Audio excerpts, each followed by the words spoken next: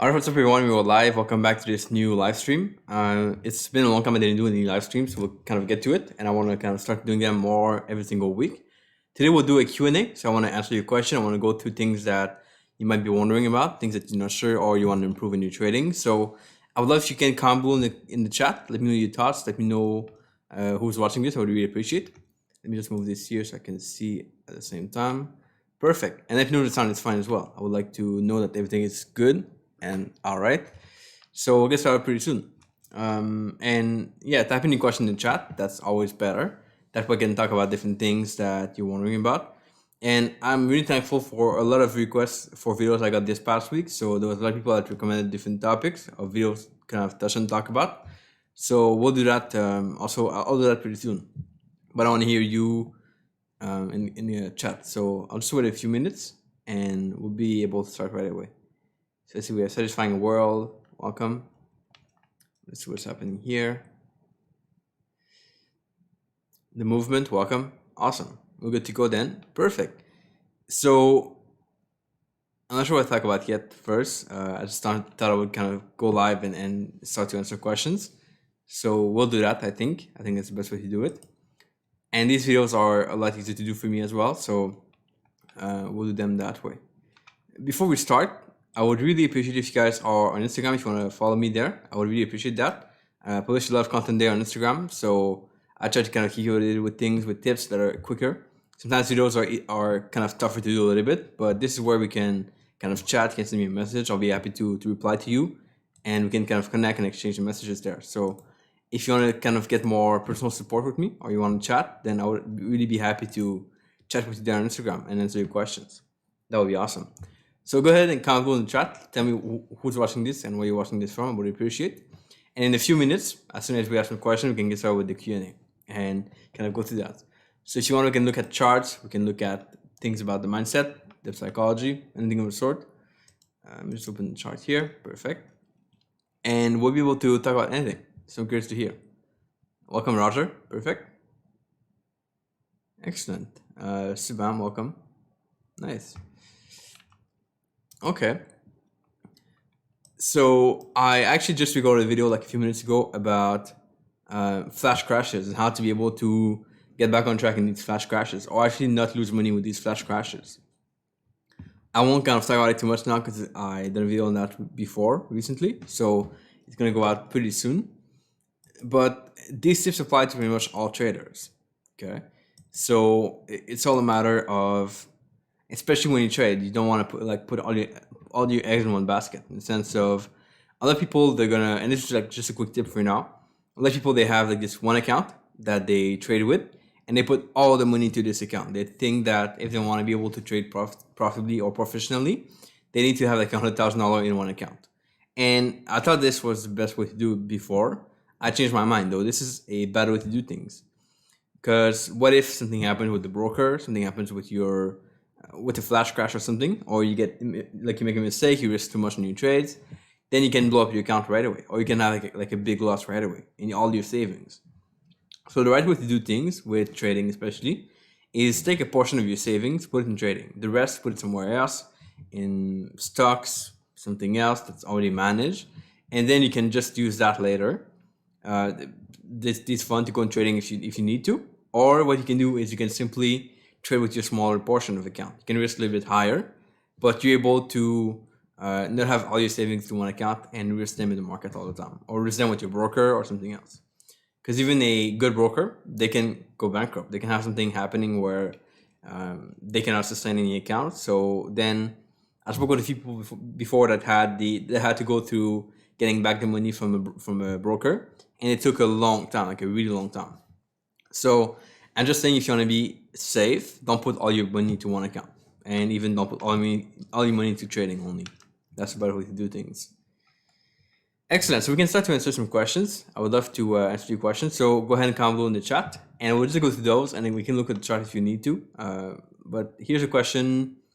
The first one is a question by Roger Zhang. So the question is, how do you keep broker fees low as you scale up? I'm profitable. Brokers take 20% of my profits. So I'm guessing your account now is an account with a spread, right?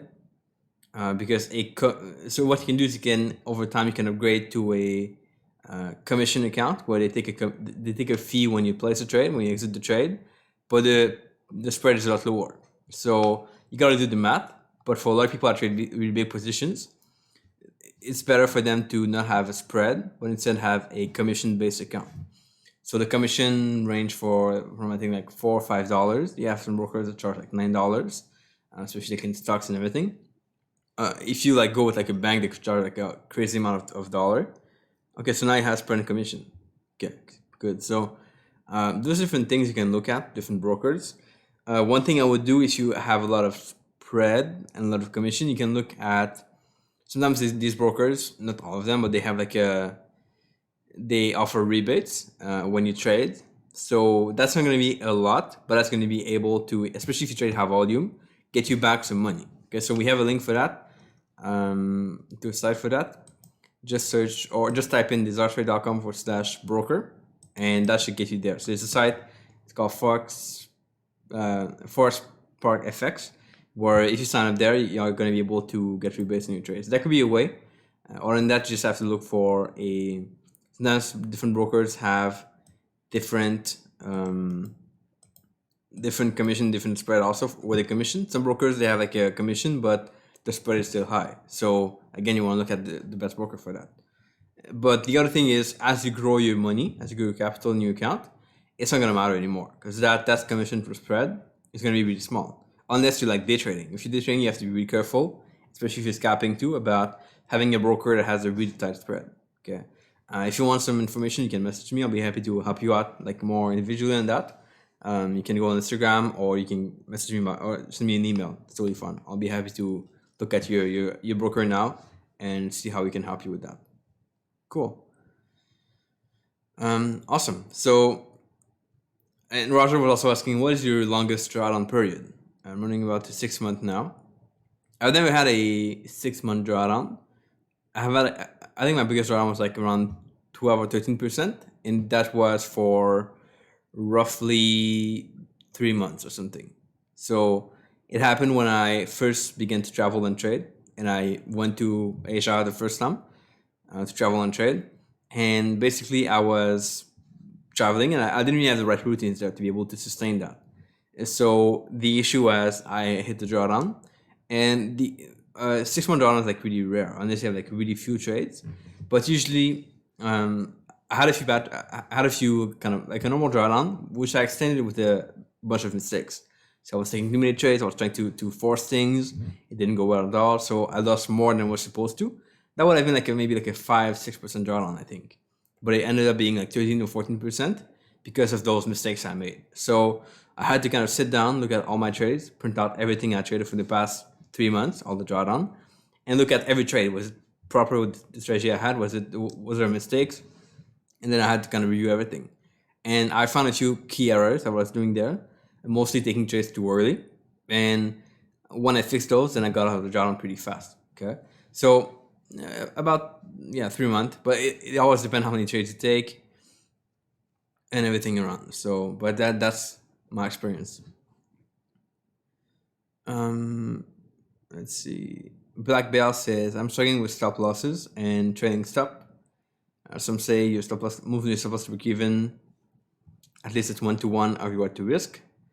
And some say don't move your stop loss from the original plan. Okay, so here's the issue about moving your stop loss, and this is really good. Okay, I think moving your stop loss is a good idea sometimes, but you gotta understand it's really good for the mindset in the sense that if you move your stop loss, you will feel better automatically because you've moved your stop loss to break even. It's like there's no risk in that trade. You feel really good. Okay, that's normal. Now, it all depends. You gotta have a balance between a good mindset and the best trading possible. Okay, or at least like the ideal trading possible. So the thing is, different strategies have different parameters where you should move your stop loss or not. So for example, if you trade sideways, it's hard to move your stop loss. You might do it because you feel if it's good for your mindset, but your result won't be as good. If you trade trends, it's a lot easier to move your stop loss because the fact that in trends, price goes higher and higher and higher over time, And if you move your stop loss, you're going to be able to capture a bigger profit, and it's likely that price won't come back because it's a trend. So I'm not sure if I can find an example here. Actually, yeah, let's have one here right away on my screen. Let me share my screen and explain you that principle. This one here. Awesome. So here's an example. We are on AUD CAD. Okay, we have a trade here. This is a reversal strategy that I have that I trade with the Bong Ben, and I want to show you this. The idea of it would like show you a trend. Here we have a trend, but let's say you enter this and that was a trend. Okay, we enter here where they have we have the red triangle. So we get in, we enter below the low, put a stop loss above the high, and now price goes in your favor. And actually, we can just do it that way. Let's say we enter this strategy here, and now we move forward. Okay, price here was sideways because we touch on areas that we touched on in the past. Okay, over here, we were there before, and our price does a breakout. Okay, so now we are in a trending market, trending environment. Now, when we are sideways, it doesn't really make sense to move a stop loss too much, because what if we go here, okay, the first time, move a stop loss to break even, which is here, then price comes back, like it does a pullback, which is normal in a sideways market. Therefore, we are stepped out at break even. So we pretty much only had this 0.5 of our trade, this half of our trade in profit, not really worth it. Now, what if we are in a trend? Well, that's different, because in the trend, price won't really come back to your stop loss or to your entry. It's really unlikely if the trend is really strong. So let's do the few line over here. Okay, so we break out of this. Price breaks out or breaks down. Now, what if you get here, you move your stop loss to break even? Okay. Well, price won't come back because it's a trend. And then what if you, over time, price goes here, okay? And you see I'll move my stop loss to the previous high over here. Okay, price won't come back again to hit you. The stop loss won't happen. Now, what if we go a little bit lower as well? Okay, like we get around even here, okay? We have a small consolidation. Move your stop loss to the previous high. Price won't come back unless the trend breaks again, okay? So that's how you trade a stop loss. But the point is, even the break-even one is much less likely to be hit because we are in a trend, and that's much better, okay? Now price could go here again. We have this wick. You move your stop loss to the previous high over here, and still now price going to hit your stop loss over here, okay, which is a trading stop, because we are no longer in a trend basically, and that's how you trade the stop loss really well. But it doesn't really make sense to do it when you're sideways here.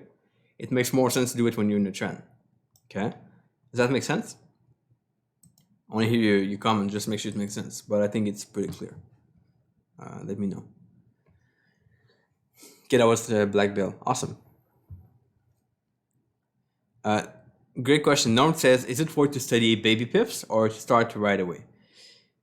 Now, okay, there's two sides to it. Baby pips is a really good website. They have a ton of material, a lot of content about trading.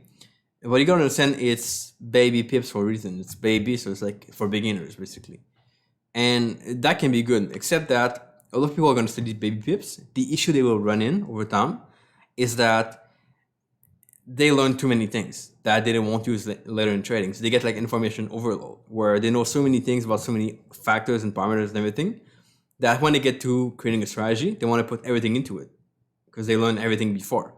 And that doesn't really make sense for a trader to put everything into one strategy. So I would recommend to kind of maybe go through baby pips. I've done that before myself, and it kind of helped a little bit. But you want to be able to take some things, make some notes of it, and then you're going to be better at kind of trading. You have to learn the basics like strategies, platform things, but then don't go too far into learning everything. Or if you read about something, just read about something for fun. Don't read about something and think you have to use it after. So you get to a point where you learn a lot of stuff, but then you have to consolidate things into something that makes sense, a strategy that makes sense. And that's where the thing is, that's where it's tough, right? To consolidate things and use things that really work. What I suggest, if you're going to learn from baby pips, is after you've done this, write down, like take a sheet of paper.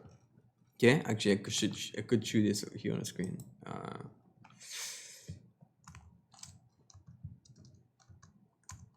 Site for a whiteboard. Second. It's something I've done many times. It's exercise. Just open the whiteboard here, which is not there.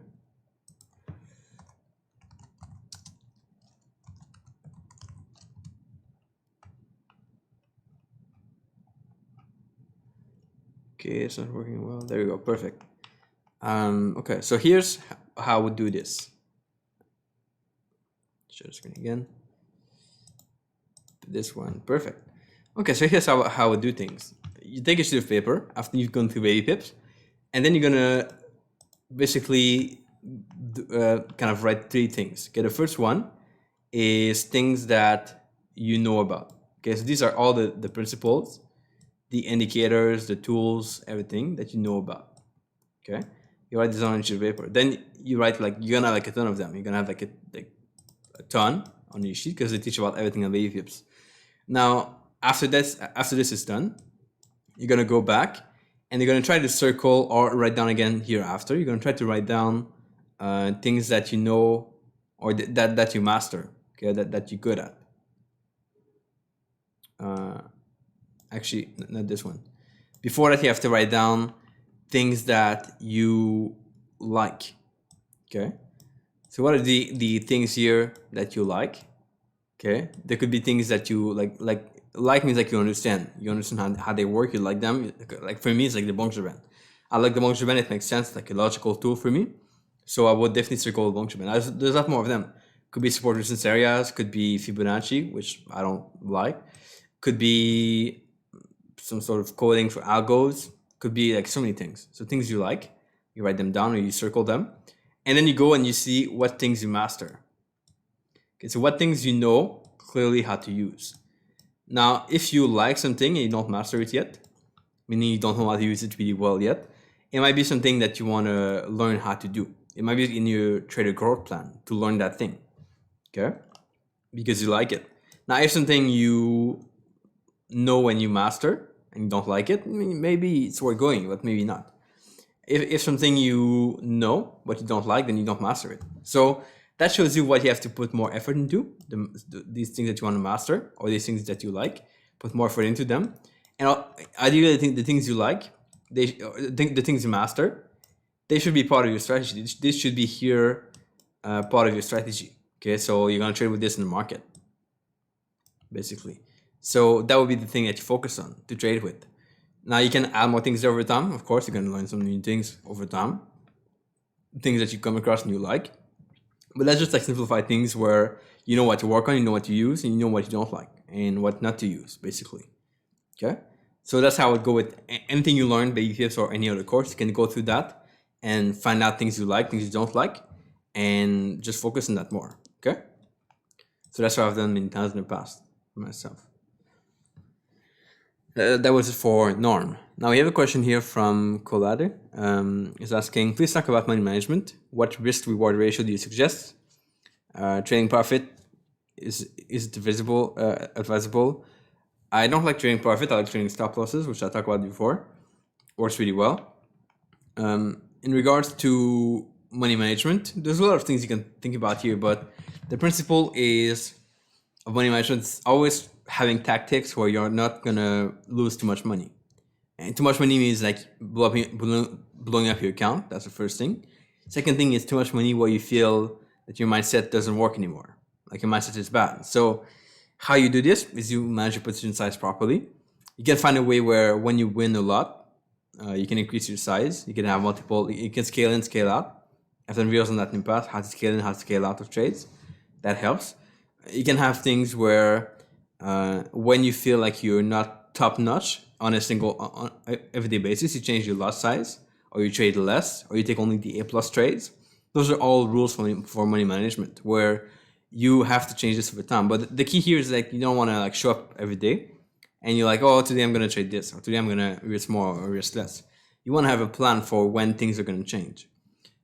And the way to build that plan is, of course, you can get a coach and everything, but I think in that case, the best way to build a plan is failing a little bit and then creating a plan to prevent future failures. So that's the best way to do, I think, is you see what didn't work in the past and then you can make a plan to make it work better. Okay. So for example, you think about, well, in the past, when did I screw up the most? Maybe it's like when you had a few losses, you kept trading, and then you had a bunch more losses. So maybe you change this to, well, in the future, I'll reduce my size after 3 losses until I get back to profitable. Okay, you always do it. That works fine. These are things that you have to think about for your money management. Okay.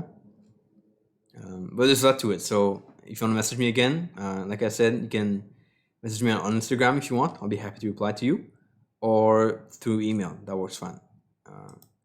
So if you're not sure about how to follow me on Instagram, here's the page. You can just follow me there, and I'll be happy to chat with you, of course, in the future. Cool. Next question here. We talk about baby tips. Perfect. Norma again had this question. That's interesting. How many months or year did it take you to finally make over 100K a year? Well, okay, it depends where you start. So I began trading in 2013. 13 to 16, I didn't make anything. I was losing money like every single year for sure. And then 16 roughly to 17, that's where I became profitable. I didn't make much money. I make like a few percent, and that was all. So let's just say it was 0, because my account balance was like really low anyway. Let's count this as like 0. 2017 to 2018. Yeah, I made like some money, not much, not a lot, like maybe like under 50K a year. And then 2019 was like the year where I really kind of became a lot better. And that's where I made the first $100,000 per year. 2019. 2020, now it's getting better. So that was the first time, I think. Yeah. Actually, 2018, I got close to it. I didn't reach it quite yet. It was like a $70,000 or something that year. And this is just like general figures, not exactly sure what the numbers were. I've kind of forgot that. But that was pretty much the principle. So it was like over time, basically. Question here. Okay. When I should talk about that, perfect.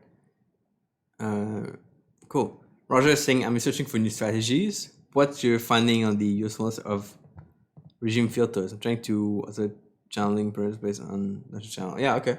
I always prefer to look at the chart for that, to kind of look at support resistance areas, to look at what phase the market is in, what's happening in the market.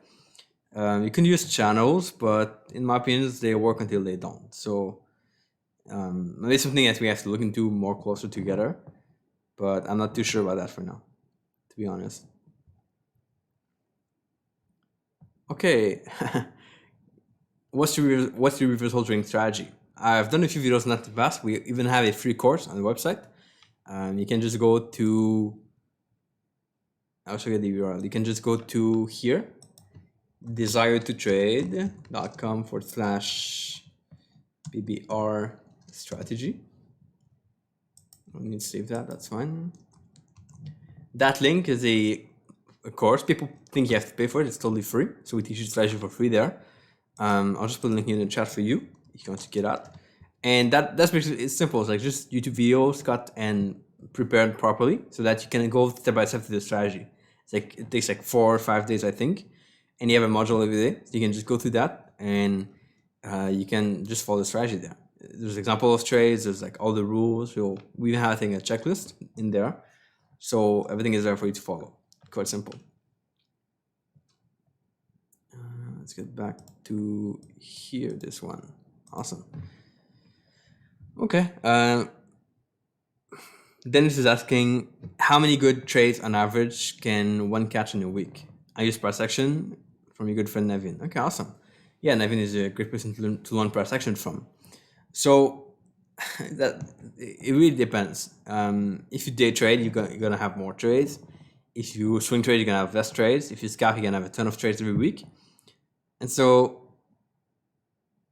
the good trades, I think we talk about the proper trades. It just really depends. Okay. As always, when I trade, I probably have around like 5 to 7 trades a week now, trading the 1 hour chart, forward chart mostly. And so, yeah, 7 trades a week. Half of them are winners, half of them are losers, roughly on average. Okay, now some weeks it could be like a lot of losers, some weeks it can be a lot of winners. It always depends. And that's just something you have to look into. But it depends on your time frame, of course, and your strategy, as always. YS says, what's your average stop loss in pips? Again, that depends on if it's a 1 hour chart or a forward chart. A 1 hour chart is going to be like around 50 pips or 60 pips maximum. Depending on the pair, of course. On a forward chart, it's going to be like around 100, 150 pips on average. How do you spend your time in front of your monitor fully focused? Well, that's the thing, you cannot do that. So if you want to be able to stay always focused, you got to be able to take breaks. I pretty much like work an hour maximum, and then I stand up, I do something else, and I come back. So I might like look at a chart or do something for an hour. Then I go like play piano, do a meditation, do something, come back here after, or I eat a snack or whatever, take a drink, and then come back here, and then I'm good to be focused again. So that's pretty much how I do it. We have an interview on that in a few weeks that's going to be published about from a poker player talking about how to stay focused. It's playing poker online, and it's the same thing as trading pretty much. So he has to stay focused, and that's what we'll cover in this interview. So it's going to be pretty soon. It's going to be up pretty soon. Awesome. Dakota says, do you scale down your risk in drawdown, scale up your risk while in profit? And so what's your criteria for those changes? I don't do that yet. I think I should do it. It's one thing I want to improve for sure, to be able to change my risk when trades are good, trades are not good. So I don't do it yet, but I want to work on that. One thing to look into is try to think about what's your, like you look at your statistics, right? Yeah, at your trades, look at what's your maximum drawdown. And if it goes close to that, like let's say it's like 10 trades, if it goes close to that, or maybe look at your average drawdown, actually, it's better. Your average drawdown is like maybe 5 trades on average. And then at 5 trades, you start to reduce your risk. That could be a way to do it, okay? And then you can look at what's your average number of wins. Then you can know, well, beyond that, you don't add more risk to your trade. You actually start to reduce it because you can go to more losses. That could be a way to do it, okay? But yeah, that's something I want to work on for sure in the future. Here we have YS. What is your tip for someone who just started backtesting candle by candle manually? Well, definitely use a software for that. Don't do it manually on your chart. That's a waste of time. It's going to take you forever. So the software I use is called Soft for FX. I've done a video on that in the past on our channel. Just type in Soft and then number 4 FX, and you'll find a video there. That's going to save you a lot of time. And it's just a matter of like doing a little bit every day. Like you do an hour a day, you can do a lot in a few weeks for sure. So it's just that process to go through, and it's totally fun.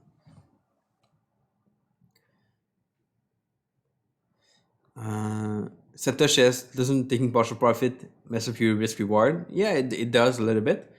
But the principle is, it's okay if you have a lower risk reward, but you win more often. Or it's also okay if like you want to make sure this is maximizing your strategy overall. So for me, I stopped moving a stop loss to break even because of the fact that it would reduce my risk reward too much, of course. And my win rate was all right, but not as good as I expected. So I stopped doing it. You have to find out if it's worth it or not for your strategy, of course. Awesome. Cool. What is the average time recommended for? What is the average time or recommended for backtesting? I'm not sure about that.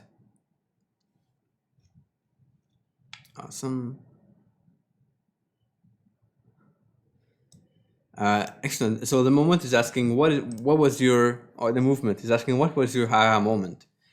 So there's been a lot of those. It's not, I used to be like, always gonna be like one thing I get that's gonna like make everything click, and I never really got that. So I got all these things like one after the other sometimes that were like some aha moment. So the first one, or roughly the first one was well, having a trading plan. That was the first one.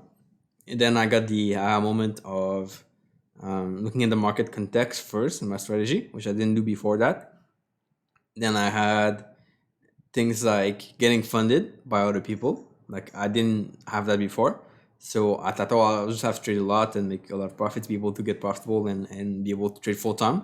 But then I learned that I could get money from other people to trade with, right?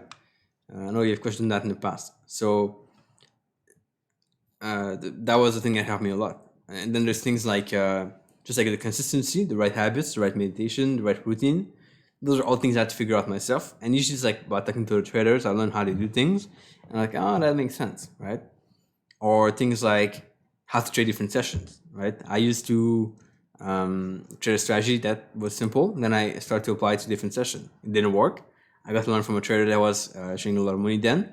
It taught me how to do it, how to trade different sessions, which tools, how to change it with different sessions, made a big difference. So again, there was a lot of things, not only one thing, but that's the overview of what I had to go through, basically. And again, a question we have here is about the mentors. I had a lot of different mentors. All the people that talked to my podcast, I kind of learned from them a little bit. I got some coaches, also one-on-one, a lot of them. I got some mindset coaches, some technical analysis coaches, some pro trader coaches as well. So there was a lot of them, not only one. And I think that's how you get to succeed. You can learn from different people what they're the best at.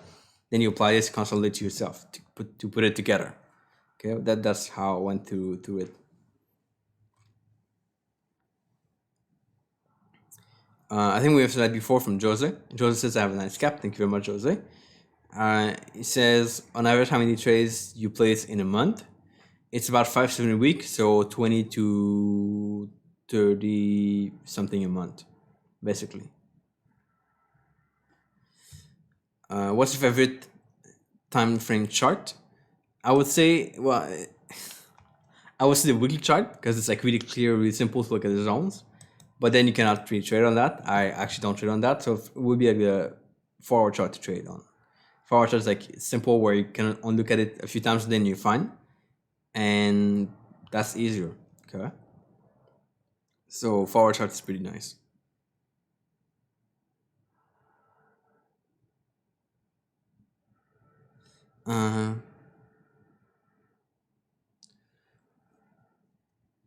Okay, let's look at that. Cool. So someone is saying next week I'm going to attempt the FTMO challenge and it's all advice. Well, we do have a course on that where we have people go through the challenge and we can support them. Again, most people actually the failure rate on these challenges for FTMO and different firm is around 81%. So most people that take challenge lose money. And then we learned last week by talking with FTMO that I think it's like half of people that pass the challenge don't get to the first paycheck. So they pass it with some luck or something, and then they end up not even getting the first paycheck because they lose the money. So it's all about understanding at the end of the challenge, and you have to go through it first. You have to be solid with that. You have to have the right strategy, the right review process. I love the stuff I do is I go with people through the review process. I have them kind of how to review their week and what happened, how to find out the way to get better. We do this with them like a lot, and that helps them quite a bit. So that's the first thing. The other thing is you gotta be prepared with strategy. You gotta be knowing your stats and knowing your risk parameters there. And every day of the challenge, you gotta adjust your risk. Okay, so the thing with the challenge, especially with FTMO, is that there's an expiration date. So if you don't get to the target by X date, you're out. Or you can get a retest if you want sometimes. But the principle is that you have to, if you have like a small loss and you're close to the end date, you gotta adjust your risk. You gotta increase your risk. If you're close to target and you have a lot of days left, you could reduce your risk. Okay, there's things you can do there. Do not kind of screw up all the time. So it's a lot of like pieces moving there. Kind of gives you like a single advice. But if you want to get that course and work with us, I think it would be nice before you challenge. And we also give you a challenge for free with that course anyway. So that could be helpful.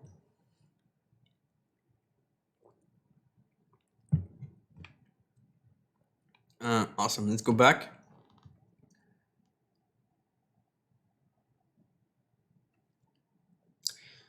Giles says, for day trading, do you review and add all your trades at the end of 1 month or each day? I don't day trade much. Actually, I pretty much never day trade except when I want to show something to student. But basically, I would recommend every day or every week at the maximum. Because the thing is, when you day trade, you can have a lot of trades that you've taken. Then, if you wait till the end of the month, it's just a lot to go back through. So you want to be able to do your journaling every day, review your trades every day, go back to what happened on every trade, and classify them properly every day.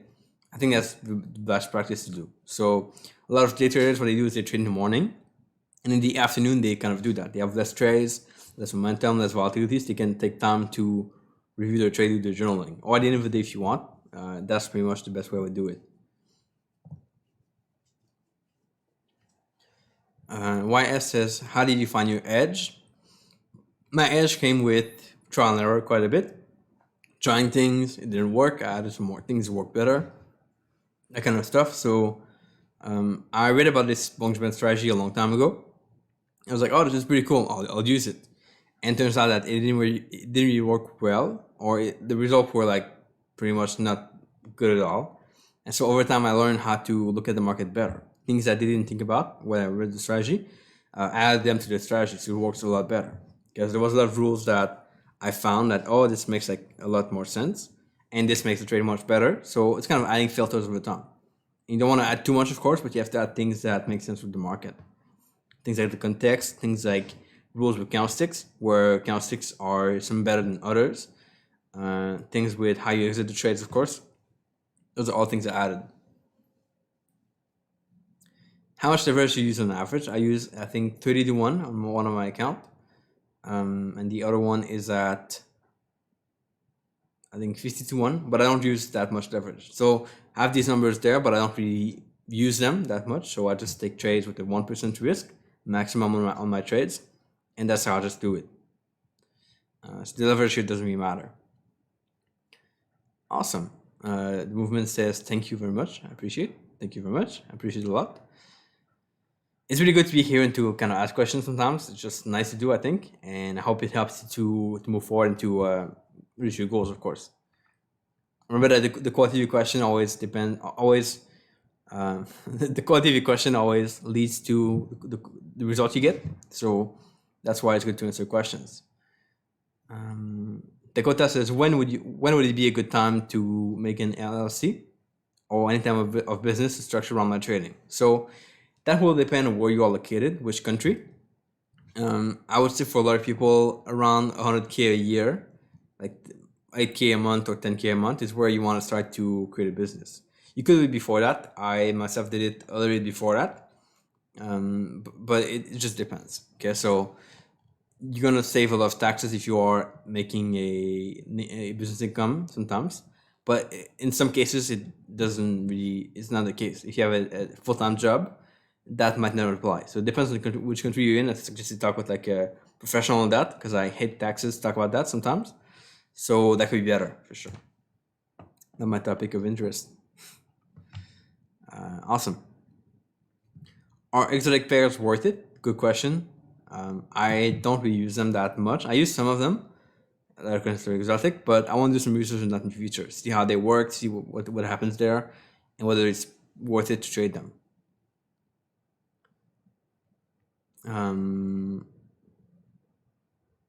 Where's Canada chasing away the best Forex brokers? Good question. So yeah, a lot of brokers, and it's not just Canada, a lot of brokers are being put away from different countries, especially like Australia, a lot of Europe, the US for sure, Canada, definitely. So it means that they have less brokers that are registered there and can take clients from there. So for example, Pepperstone, which is a broker that I really like, I used to trade with them a few years ago, and they actually cannot accept Canadian client anymore. So that's something that I had to kind of go around, choose a different broker. Now that I'm away from Canada, I can go back with Pepperstone and trade with them. So it's just the rules. I think a lot of people are losing money with Forex and with trading in general. So they have to put rules where people won't lose that much money with them, and there will be less people that are pissed off by that. I'm not sure it's a good thing, because it makes some brokers not able to accept clients there, unless you get like a certification and everything, which is really hard to get. So they just usually go away from that. But there will always be some kind of loophole where if the broker is registered in a certain place, they can accept client from this place. It just depends. So there's always ways to go around it. I wouldn't leave a country just because of the brokers that are not available there. But I think it's worth it to sometimes have a, like, I don't know, you can have like a second residence like me. So I can use the address here to open account brokers with different brokers. Use the address in Canada for different brokers, depends. So I can do that too. In general, it's still fun. You need to, because in Canada, you don't have to, yeah, you can still open an account with a lot of brokers abroad. So that still works fine. It's just that they have different rules. But I think the US would be worse for me because the US have very few brokers, and also some rules you can do and things you have to follow. So not the best, but yeah, it's still all right.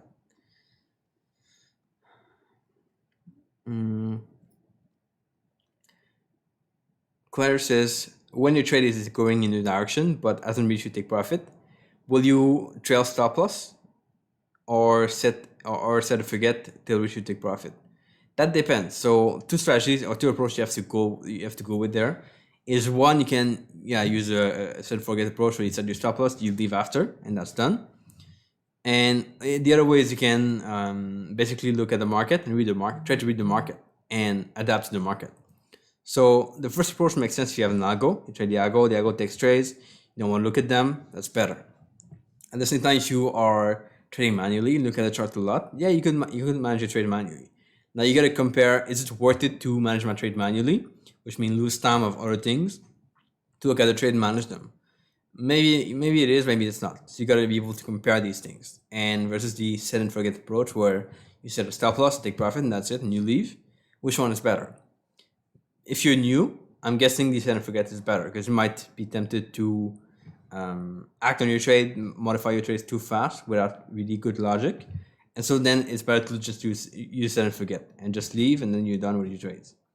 So I want to say you look at it, you evaluate both ways, and you can decide which one is better.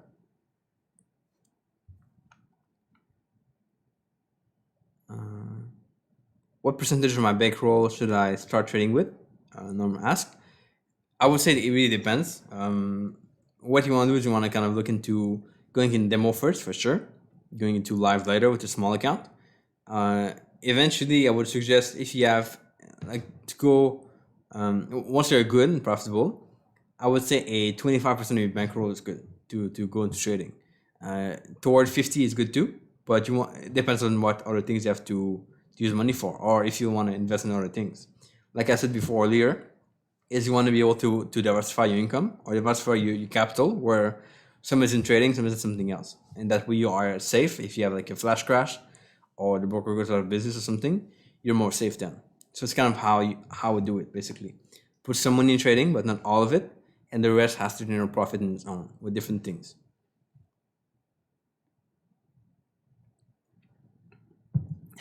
Okay, awesome. Here's a question that I kind of like to answer. BO says, off topic, how much money needed to live in Thailand on a budget? Now, you probably cannot see this here. Maybe you can see it, but I don't really live on a budget now. I used to when I began to travel here. When I was in Thailand the first time, I was spending about $50 a day maximum, $40 a day maximum Canadian. Let's say 50 a day just to be safe. That was like 1,500 a month. That was what I was spending. I was living in a decent accommodation. I was eating good food every day, and it was all right. But eventually, you gotta kind of move away from that if you want to be able to do well. Now that's me as a foreigner.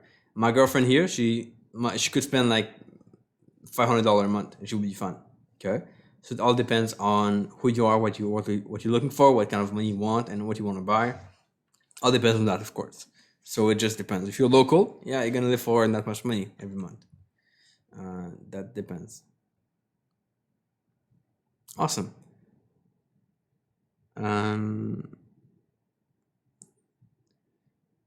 Okay, so we have a question here. Wait, I lost the count. Okay, Jao says, why is it important to only risk 1 to 5% per trade if you're following the trend and buyers or sellers are fully on your side? Well, here's I just did a video on pass recently. So 1% trade or 1% per trade is just in the fact that one, the market could hit you with a drawdown of like 10 trades minimum. So if you risk 5% a trade and that's 10 trade, you have 50% loss, which means you have to do 100% to be able to go back to normal, to break even. That's a lot, okay? So as you lose more, it's hard to recover. Now, the second thing is there could be things that happen in the market, like flash crashes, like big drops, big anything of the sort. And that means that even if you have like a 2% risk per trade, you could lose your whole account there. So you want to be able to kind of put that in perspective where risking a lower percent per trade is like insurance. People don't want to buy insurance. It's like, oh, it's not going to happen. But when it happens, they're happy to have insurance. So it's pretty much the same principle there. You want to be able to risk less so that if things happen, you're safe. And that's the principle. Okay. Could be a lot of things happening in the market. Like I said, the flash crashes, the unexpected move. Maybe your strategy doesn't work anymore. You got to work on something new. All these things can impact the market. Santosh says, what is your max accepted percentage drawdown? And for me, it's about like a 10%. After 10%, I have to look into my strategy, see what's happening. Before that, I'll still look into it a little bit, like try to see what's happening, but I won't be like too cautious and overly like trying to change things.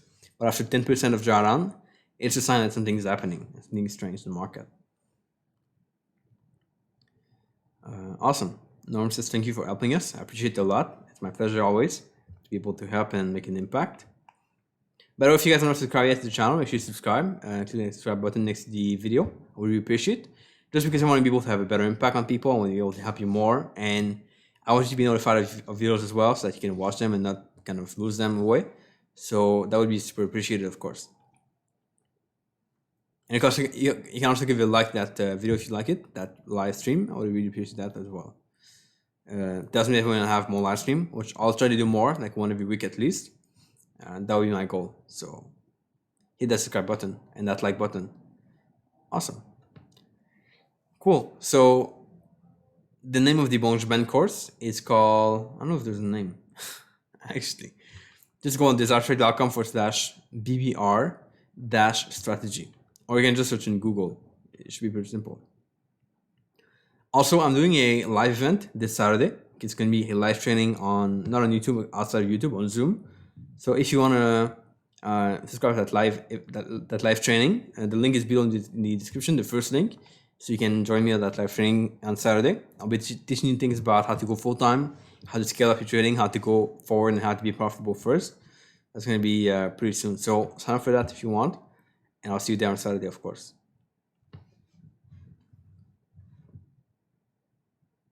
Awesome. So Roger says the software effects backtesting software is pretty good. I appreciate that. It's a software that I use a lot, so it's definitely worth it.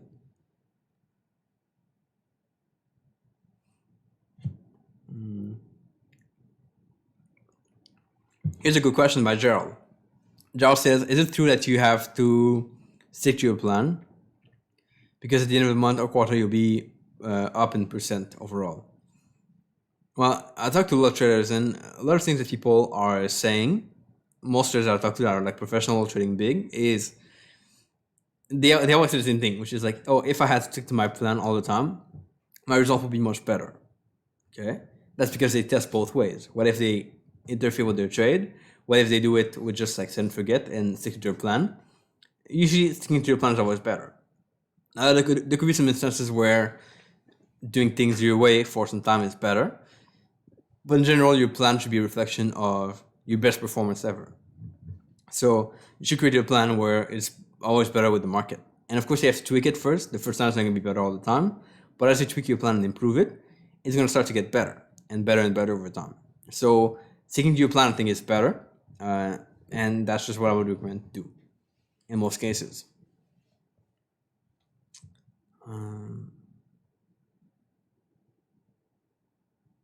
Perfect. Let's see. 5% is realistic, yeah, for sure. That makes sense.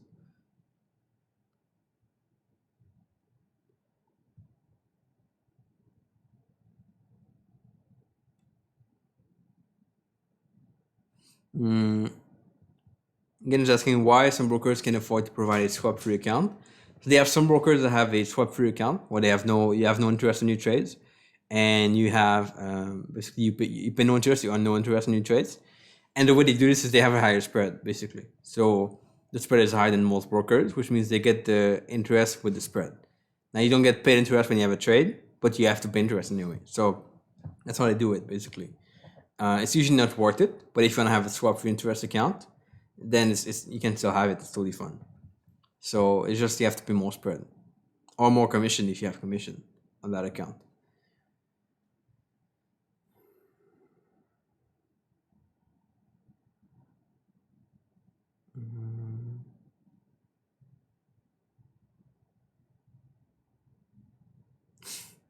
Good question.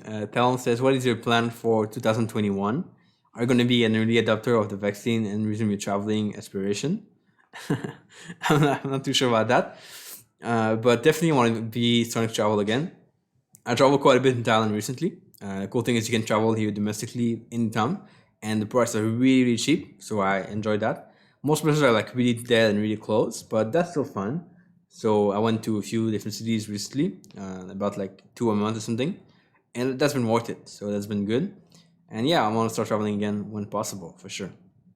Going to different cities, going to different countries again. That's just what I enjoy doing a lot, and it's totally worth it. So yeah, I'll see what happens. Ankar says, I wasted 4 years in training strategy with a set of indicators. I'm getting good results with sport. Yeah, okay.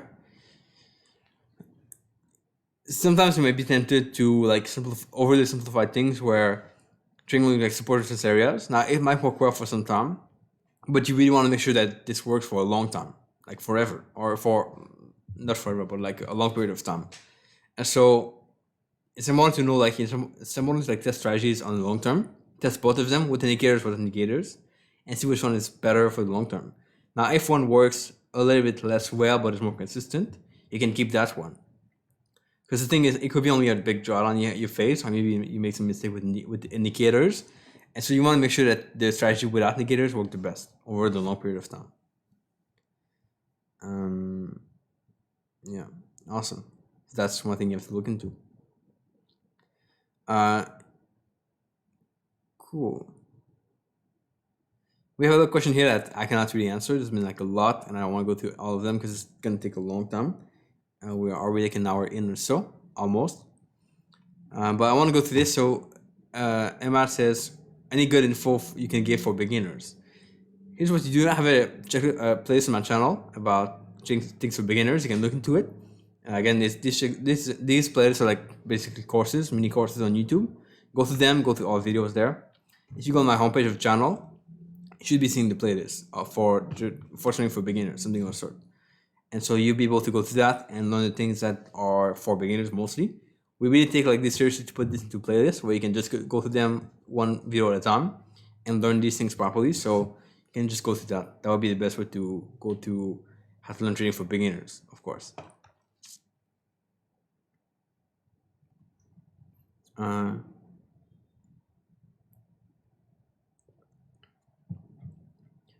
Franco says, do you know a good indicator tool or EA for identifying support resistance areas on the chart, like key levels?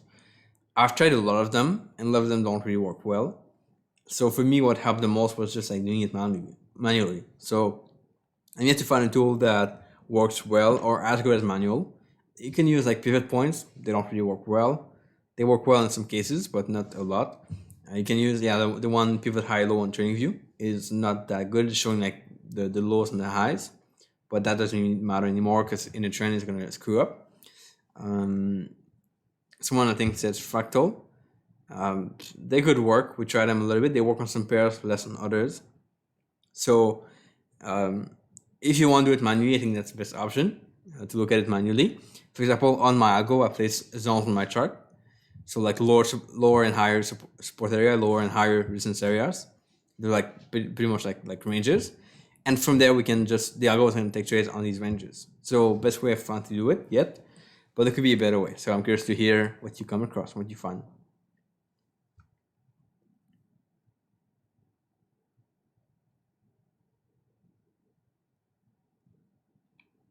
Awesome.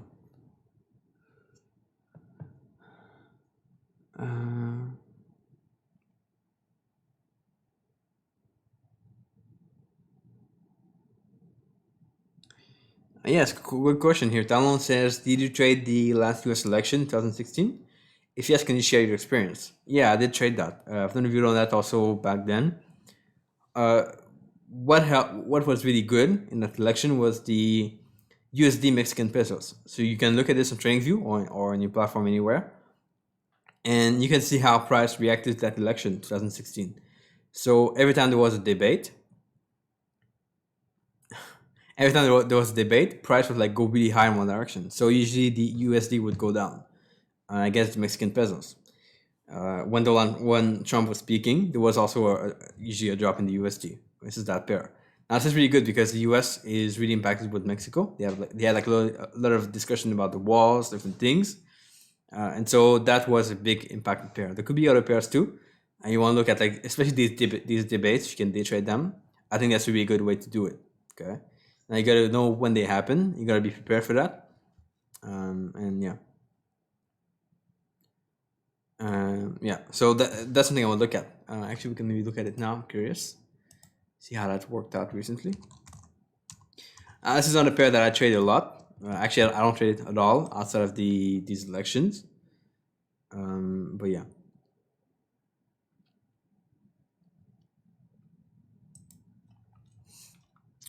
Actually, that's been interesting. Oh, it's 1 hour. Never mind.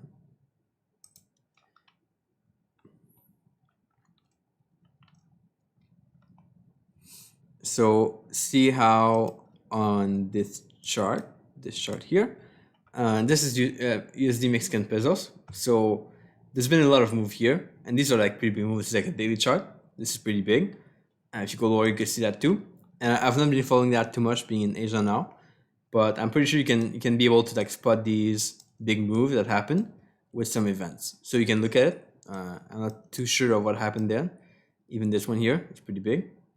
Those are things you can look at. Okay. So I would look at this like really closely, and you can find some commonalities.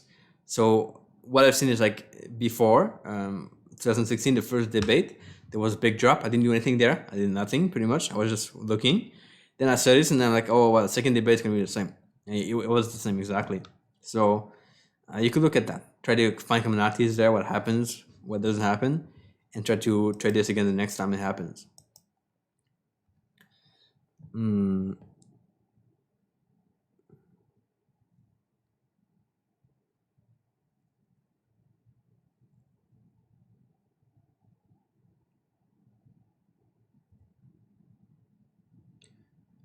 Awesome. Someone says, did you eat mee goreng before, the Indonesian mee goreng? Yeah, I definitely did. We liked it. Although it's supposed to be a good dish, so definitely.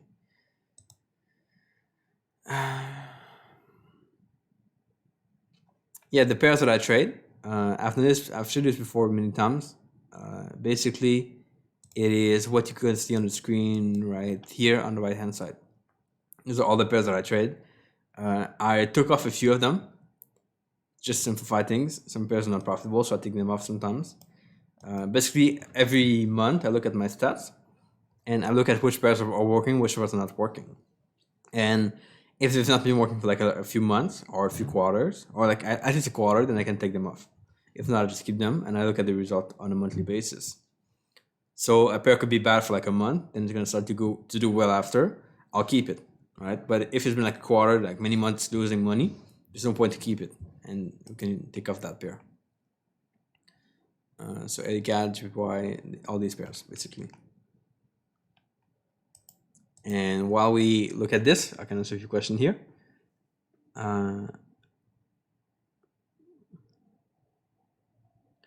Okay, what is a realistic return? A realistic return per month? I've done a video on that in the past. Basically, it depends on the trader. Most traders that make 10% a month are really, really good. They're like rock stars. So if you make 10% a month, anything below is fun. I talked with a trader like a few months back in Australia, a professional trader from a pretty big firm, and for him making 20% a year was awesome. So that was like really good for him. And again, you can compare this like 20 to 100% a year. That's like the range. But 100% a year, you'll be like a really good trader. So it does depend. I would say 50% a year is good, actually really good, because most banks won't ever get that as returns on their traders. So it all depends.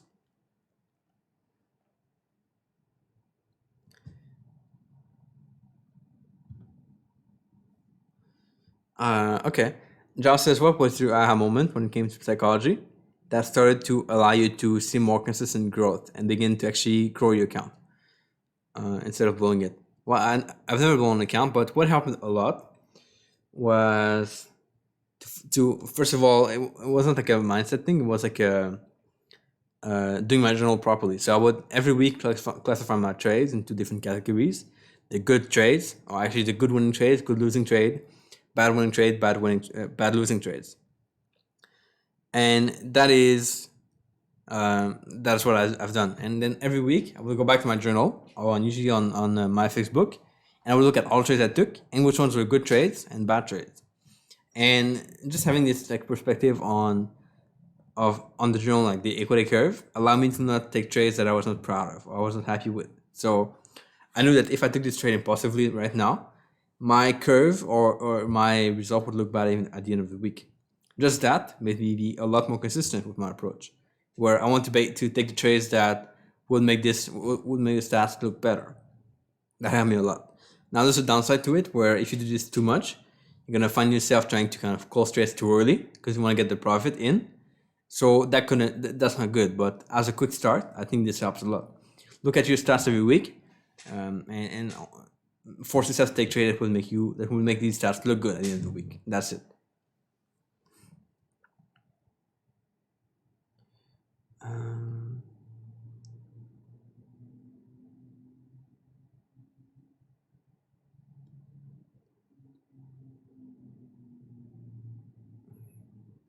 Let me see this here.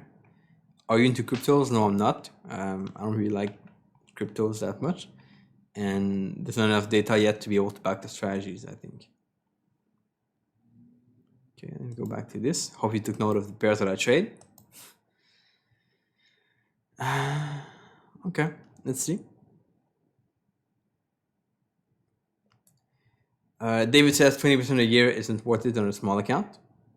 Yeah, it's not. Well, that's how you see it. So here's the thing people don't understand ever in trading is the fact that if you make 20% a year on a small account, that will allow you to get capital from investors in the future because they will see 20% a year is good, it's stable, a small drawdown, decent returns, and they will be happy. They will give you capital to trade with them. Now, if you make 200% a year, investors are just going to run away. They won't ever give you capital. So is it better to make 200% a year on a 10K account or to make 20% a year on a like 500K account? Which one is better? Okay. The bigger account is better. So again, you gotta look at what your goals are. If your goal is to trade a small account, fine, that's good. But I don't think it's definitely a good goal to have. So I definitely think that going the path of investors and getting capital to trade and proving like that you have a small drawdown and decent return is the way to go. So that's just up to you, but that's how I would approach it.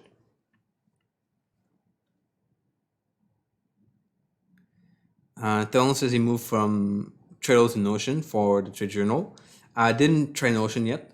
Some of my students are using it instead of Trello, so that works fine. Up to you, definitely.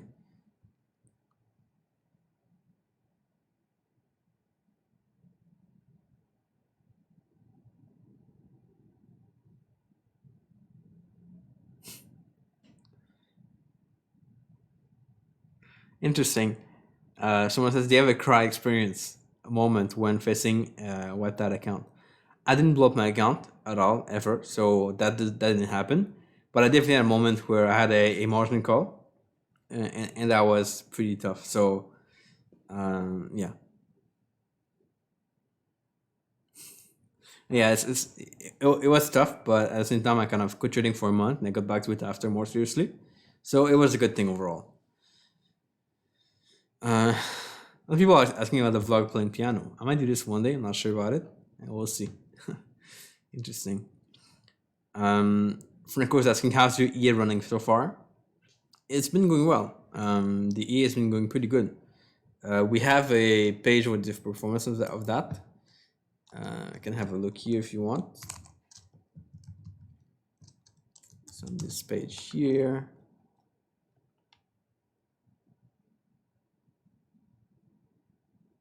Yeah, the cool thing about being in Thailand, like someone mentioned here in the chat on car, is that the cases here are really low.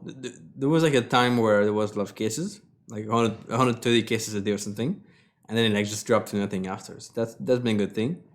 And they used to have like a really strict measure of like confinement and everything, but they kind of also dropped of things like they had some measure, but they kind of dropped. So it's just a funny thing, but it's good to be here for sure. I really appreciate it, and I'm really grateful for it. So here's the performance of the algo so far. Actually, we are in a small drawdown right now, so not the best, but it's still all right. It's still fun. Here it is, this one here. So it's gain of 24%, drawdown of 9%, point something. Daily, yeah, doesn't matter. Monthly 4% or so. But that now we are on a drawdown. It was better before. So yeah, it's decent. It's decent for this algo, and yeah, it's been pretty good. Now we have, so my assistant Ariano is sending these basically the zone we use on a daily basis or on a weekly basis to our traders with the algo, so they can just upload the file. It's really lazy, but they can upload the file with the zones in their algo.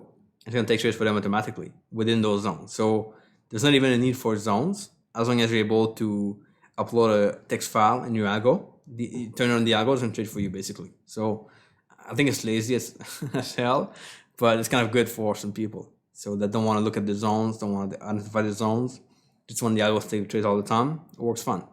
So it's kind of funny. Anyway, cool.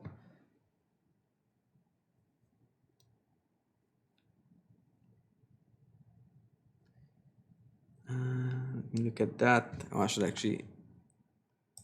Okay, cool, perfect. Yeah, the stream is delayed like a few seconds, so sometimes it's hard to keep track of things. But yeah, perfect. Okay. Norm says, what is the minimum age to trade? I would like to teach my kids.